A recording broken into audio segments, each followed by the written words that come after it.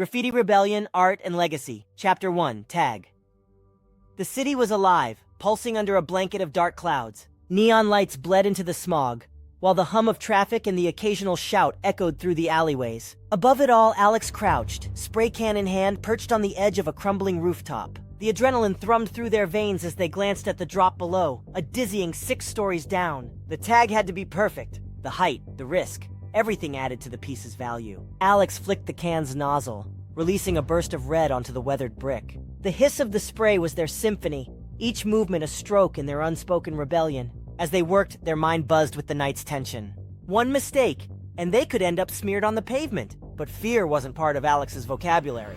Fear, like the rules of the city, was just another line to cross. The piece was coming together now. Fluid lines wrapping around a distorted figure, its face half hidden, half snarling, like the city itself. The character was a ghost, just like Alex had been for the past few years. In the world of street art, names were everything, and yet, Alex moved like a shadow, unseen and unknown. No glory, no fame, just the rush of the paint and the satisfaction of knowing the city was their canvas. Suddenly, footsteps echoed from below. Alex froze, heart thudding in their chest. They ducked behind the roof's ledge, eyes scanning the street. A cop car rolled past, its lights off, moving slow like it was hunting. They were close, too close. But there was no way to stop now. The tag was half finished, and Alex wasn't leaving a piece incomplete. Not tonight. With a deep breath, they rose again, resuming their strokes. The figure's eyes were filled in now, wild, desperate. It mirrored Alex's own fear of being caught, of being crushed by the weight of the city. But the image wasn't just fear, it was defiance. It was a statement. I'm still here. Yo, you crazy or something? A voice hissed from the shadows. Alex whipped around, paint still dripping from their hands. It was Vega, the hustler. He was leaning against the stairwell door, arms crossed, watching with a smirk. Always showing up where he wasn't supposed to. Vega had a knack for finding trouble. What are you doing up here? Alex growled, voice low. Vega shrugged, pulling out a cigarette and lighting it. What you think? Same as you, watching the city choke on its own smoke. Except, you know, I ain't got a death wish tagging this high up. Alex gritted their teeth, turning back to the wall. I don't have time for your hustle right now. You better make time, Alex, Vega said, exhaling smoke. Words out. Some rich cat's putting up serious cash for street art. Like serious cash. They want something raw, dangerous, illegal. And your name's been floating around. Alex didn't respond. They knew better than to get tangled up with Vega's schemes. He was all about quick money and dirty deals. The kind that left you looking over your shoulder for the rest of your life. I'm not interested, Alex muttered, throwing a final burst of color into the piece. Not interested in getting paid? Vega chuckled, the kind of laugh that meant he didn't believe a word Alex said. This ain't just about cash. This is about making a name, grabbing the city by the throat and leaving your mark. The art world's watching, and you know it. Alex wiped their hands on their hoodie, stepping back to admire the finished tag. The character on the wall stared back. Bold, brutal, yet strangely elegant. A mirror of the streets. They couldn't deny it. There was something intoxicating about the idea of recognition, of being known for more than just a whispered name among the rooftops. But it was dangerous, too. Vega's offers were always double-edged swords, and Alex had no plans of getting cut. I don't care about being famous, Alex said, walking past Vega toward the stairwell. I just care about the art. Vega flicked his cigarette into the night, smirking. Yeah, well, the city cares about the art now, too. And they'll pay big to own it. You can keep pretending it's all about the spray cans and rooftops, but that's not how this game's played anymore. The collectors are coming, and they're hungry. Alex paused at the door, feeling the weight of Vega's words. The city had always been their playground, a canvas for their rebellion. But now it was shifting, morphing into something darker. Graffiti wasn't just graffiti anymore. It was currency. As they descended the stairs, the spray can still in their pocket, Alex's mind raced. They couldn't trust Vega, but they couldn't ignore him either. The streets were talking, and something big was brewing. If they didn't act, someone else would take the spotlight. And in this city, that meant everything. As Alex hit the alleyway below, the night seemed quieter, like the city was holding its breath. The tag on the rooftop was complete, and for now, that was all that mattered. But Vega's words lingered. The game was changing, and Alex could feel it in their bones. As they melted into the shadows, a siren wailed in the distance, and the city carried on, alive, buzzing, and hungry for more. Chapter 2. Buff Detective Sarah Reeves stood in the heart of the city, her eyes narrowing as they locked onto the fresh tag sprayed on the side of the high-rise. The distorted figure, snarling, half hidden in the shadows of the building, was unmistakable. It was Alex's work, bold, wild, untamed. Every line screamed defiance. She took a drag from her cigarette, the tip glowing orange in the early morning haze, and exhaled a thin stream of smoke. The city around her was waking up, the neon lights from the night flickering out as the sun broke through the smog. But the chaos of the streets never slept. Sirens wailed in the distance, and the smell of gasoline and old trash filled the air. Yet here, in the quiet before the rush, this tag had claimed its space. "Buffett," came the cold order over her radio. Sarah ignored it for a second, studying the piece. Whoever had done this knew exactly what they were doing. Down to the last detail. The way the eyes seemed to follow you.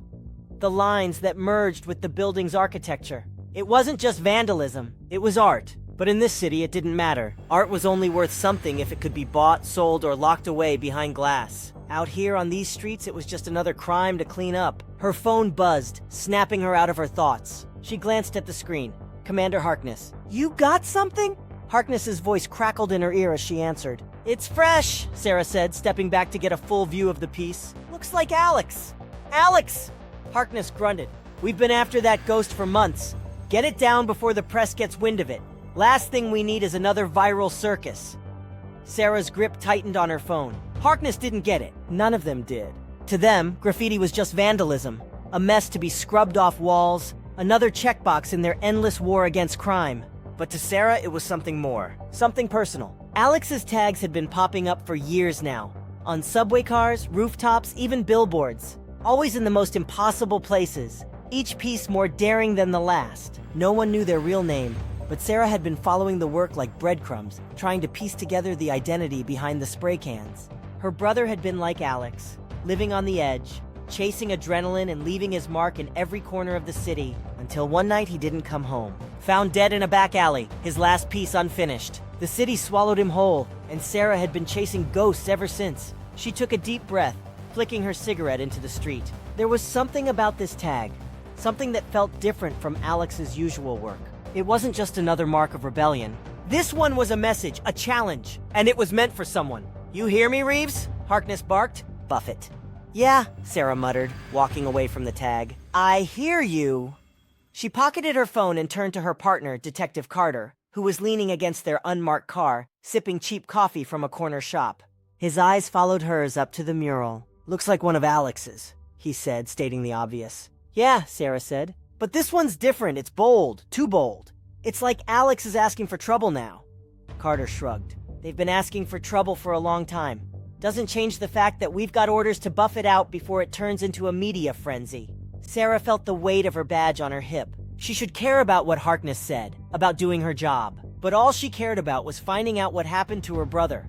And Alex was the closest lead she'd had in years. Every tag, every piece, she couldn't help but think there was a connection. Something was pushing her to keep looking, to keep chasing. "Let's wait on the buff," Sarah said, her tone low. "I need more time with this one." Carter raised an eyebrow. "You serious? Harkness is breathing down our necks. You really want to explain this to him?" "I'll deal with Harkness," Sarah snapped. "Just give me a few hours before the cleanup crew comes in." Carter gave her a long look, but he didn't argue. He knew better than to push when she was like this. "All right, but it's on you." Sarah stepped closer to the wall, her fingers tracing the edges of the paint. The fumes were still fresh. Whoever had done this had only just left. Maybe they were still close. She scanned the rooftops, the fire escapes, the alleyways, searching for any sign of movement. But the streets were empty. Her radio crackled again. "Reeves, you there?" "Yeah," she responded, eyes still on the tag. "We've got something else. Another tag just went up a few blocks east, same style." Her heart raced. 2 pieces in one night? That wasn't Alex's usual pattern. They were careful, methodical, always leaving just enough space between each hit to keep the cops guessing. This felt like something different, something urgent. "I'm on it," Sarah said, already moving back to the car. As she and Carter sped through the streets, Sarah couldn't shake the feeling gnawing at her gut. This wasn't just about catching a tagger anymore. Alex was making a move, pushing the boundaries, and Sarah had to figure out why. The city rushed past in a blur of neon and concrete. Sarah's mind raced just as fast. If Alex was getting reckless, it meant something was coming, something big, and Sarah wasn't sure if she could stop it or if she even wanted to. All she knew was that Alex was out there, running through the shadows, leaving their mark, just like her brother once had. And this time Sarah was going to catch them. Chapter 3. Throw Up. Joey leaned against the crumbling brick wall of the old warehouse, a cigarette dangling loosely from his lips. His eyes scanned the crowd milling around the nearby market, tourists mostly. They were always easy marks. Fresh faces in a city that ate you alive if you stayed too long. His fingers tapped restlessly on the canvas beside him. A few spray-painted boards he'd knocked up in 20 minutes that morning. It wasn't real street art, but they didn't know that. "Authentic city graffiti," Joey called out, voice just loud enough to grab their attention but not too eager. "Straight from the rooftops and alleyways. Limited pieces. Buy now before they're all gone." A couple of tourists glanced over. He could see the interest flicker in their eyes. Joey smirked to himself. Easy. Too easy. They'd been walking around, snapping photos of the murals and tags all day, soaking up the urban grit, craving a piece of it to take home. And here he was, serving it up, spray can in hand, a hustler with an eye for opportunity. The first couple of sales had been smooth. People too excited to question whether the pieces were real. But this batch, Joey had to admit, was rough. The colors didn't quite pop, and the lines looked more like he was practicing for a kindergarten project than creating art. But he could talk his way out of anything. The tourists didn't want art, they wanted a story. A middle-aged man wearing a fanny pack and an ill-fitting t-shirt that screamed tourist approached, eyeing one of the boards. "Is this, from a famous artist?" "Famous?" Joey's grin widened. "This? Oh man, you're looking at one of Alex's early pieces. You know Alex, right? Biggest name in the city's underground scene. Can't walk 2 blocks without seeing one of their tags." The man's eyes widened, falling for the bait. "Really? Alex?" Yeah. This one's from a rooftop hit last week," Joey continued, motioning to the board like it was the Mona Lisa. "I managed to snag it before the buff crews got to it. Super rare, $100 and it's yours." The man hesitated, pulling out his wallet slowly. Joey could practically taste the sale. One more and he'd have enough to buy himself a new pair of kicks.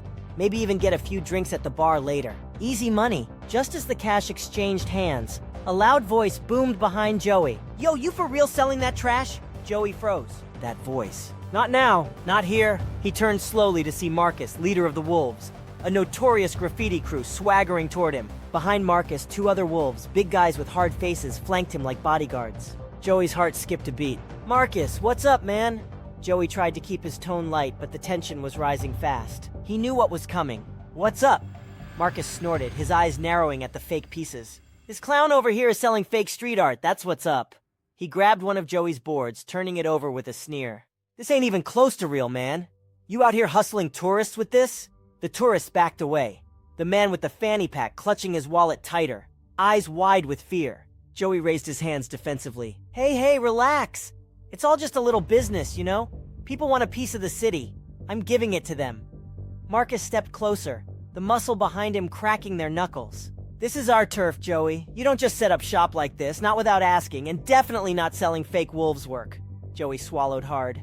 "Look, I didn't think it was a big deal." Marcus cut him off, his voice dropping low. "It's a big deal. You out here making fools of us, selling garbage to tourists like we some kind of joke?